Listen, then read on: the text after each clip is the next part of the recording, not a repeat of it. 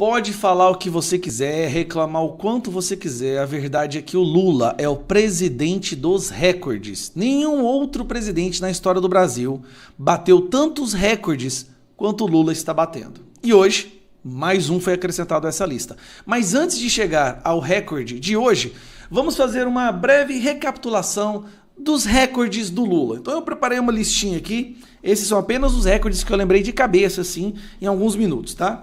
Lula tem o recorde de mortes por dengue, o recorde de queimada no Brasil, né, destruindo o nosso meio ambiente, o recorde de rombo em estatais, o recorde de maior fila do INSS, o recorde de números de escândalo de corrupção em apenas 2 anos e meio, recorde de feminicídio, isso mesmo, o governo que veio para salvar as mulheres, o recorde de aumento do dólar e desvalorização do real, recorde em desaprovação.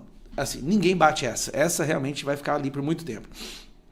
Recorde em rombo fiscal, recorde em aumento de impostos, recorde em gafes internacionais, recorde em fugas de presídios de segurança máxima, recorde de repasse de dinheiro público na Lei Rouanet para os lacradores, aqueles que pediam para salvar o meio ambiente e hoje estão em silêncio, recorde de mortes de Yanomamis, a população indígena que o governo disse que veio para salvar, recorde de fugas de investimento, recorde de dias viajando, recorde de aumento da dívida pública, recorde de empresas pedindo falência, recorde de decretos sigilosos.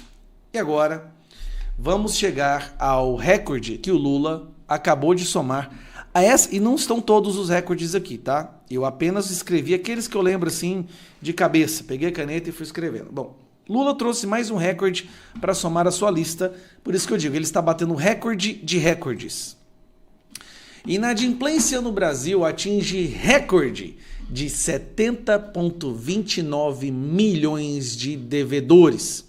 Em abril, 43,36% dos adultos estavam negativados, um crescimento de quase 4,6% em relação em um ano, gente. Em um ano, fica bem claro isso. Não é pandemia. Nós não estamos numa pandemia. Nós temos quase metade da população adulta. Não, você tem que ouvir isso aqui é muito sério. Nós estamos chegando a quase metade da população adulta do Brasil está com o nome negativado.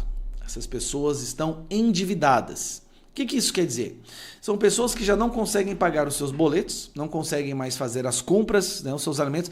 Uma matéria que eu vi recentemente é que 70% da população brasileira teve que reduzir as suas compras de alimentos durante o governo Lula.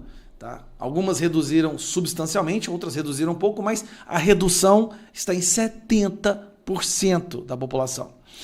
E agora nós temos quase metade dos adultos do Brasil, pessoas que trabalham, estão negativados. Ou seja, o que elas ganham não é o suficiente para elas sobreviverem para metade do povo brasileiro. Isso aqui, por si só, deveria ser bastante para derrubar um governo. Não vou nem falar do arroz, da picanha, a picanha, a cervejinha, não vou falar da gasolina, não. O aluguel está subindo, todo mundo sabe disso. Agora, isso aqui, cara, isso aqui é desastroso. O número de inadimplentes atingiu recorde em abril de 2025, com 70,29 milhões de brasileiros, o que equivale a 43,36% da população adulta do país. Os dados foram divulgados nesta quarta-feira, 14 de maio, pela CNDL, Confederação Nacional de Dirigentes Lojistas, e pelo SPC Brasil, Serviço de Proteção de Crédito. Em relação ao mesmo mês de 2024, houve um crescimento de 4,59% de devedores. Já de março para abril de 25, o aumento foi de... Presta atenção. Aqui, esqueci de falar, isso aqui, ó, de um mês para o outro, em um mês para o outro, esse 4,59, desculpa, esse aumento aqui, ó, 4,59, foi em um ano, levou um ano para aumentar isso. No ano de 2025, de março para abril, o aumento foi de 1% em um mês. Sabe o que isso quer dizer? Que ao longo do ano nós teremos um aumento, se continuar assim, de 12% de pessoas endividadas. Aí vai passar da metade da população do Brasil.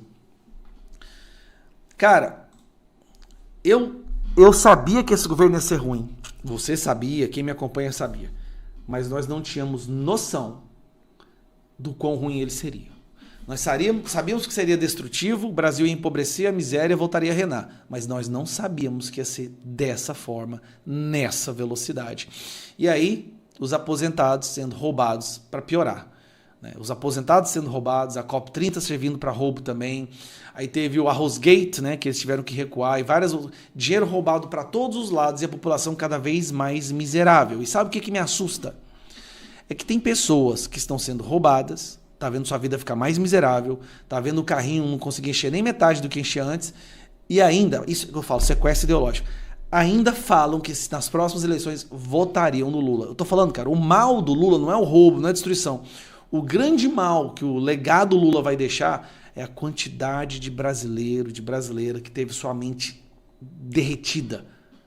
Derretida, porque para uma pessoa, isso é masoquismo, isso é síndrome de Estocolmo. A pessoa tá vendo sua vida sendo destruída e ainda fala, não, mas eu vou votar no Lula. Cara, é o fim mesmo. Mas, se Deus quiser, o próximo governo vai ser de direita e a gente começa a partir daí, num governo bem mais preparado, fazer um limpa no Brasil. Um abraço.